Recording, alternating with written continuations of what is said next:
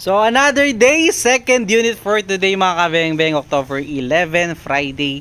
So isang mapagpalang araw po. So meron tayong Nimrod PCP battle tank regulated dito sa ating harapan, 24 inches long barrel, 16mm na barrel po. So ito iti-test fire po natin ng 36 meters mga kabeng-beng. So ito po ay unit ni Mr. Yaun ng Cebu. Sir, ito na po yung unit nyo, sir. So, grouping test natin. So, tinose muna natin. So, hoping na maganda tumama, sir, no? So, gagamitan pala natin siya ng Astro 18 pellets po. So, sir, ito wag na natin patagalin pa dahil ayan, lumalakas na yung hangin and makulimlim na. So, naka 0.38 liter battle tank regulated po. Ayan.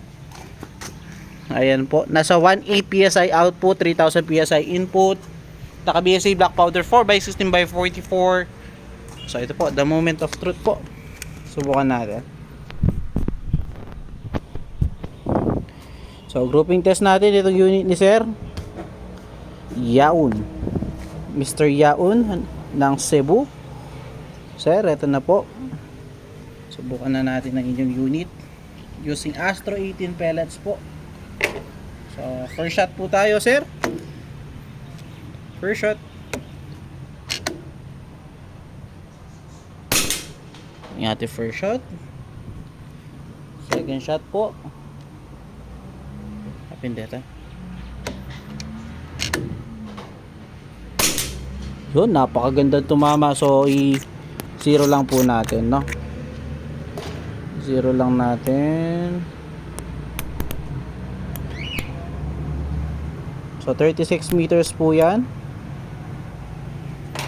Third shot po, pangatlo. Ito kaya. Third shot, sige.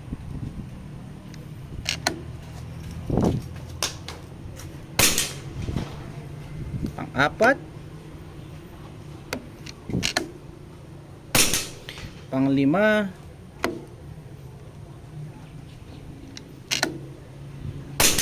Pang-anim.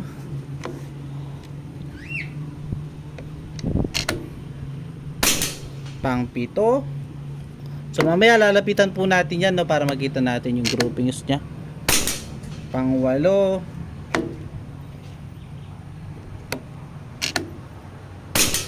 Pang-siyam.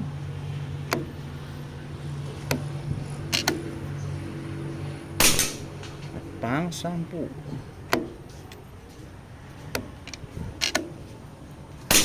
So 10 shots po, majority nakita ko dito tumatama.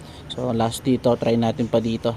So another ilang pang shot to? 2, 4. So ubusin lang natin itong ating mga Astro. Tapos lapitan na po natin. First shot po.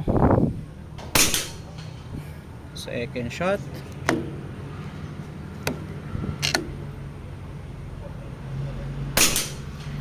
So adjust lang natin ng kaunti. So unit lang yun po yung unit ni Sir Yaun po, pero dinalagay natin ng scope para may video natin yung actual grouping test. So yan, napakaganda tumama, sir. So Astro lang po ang sakalam.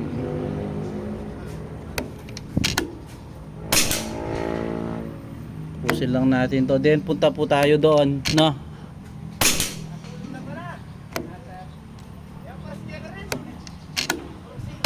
So yun po, napakaraming shot mga kabeng-beng, nakita nyo naman, napakaganda.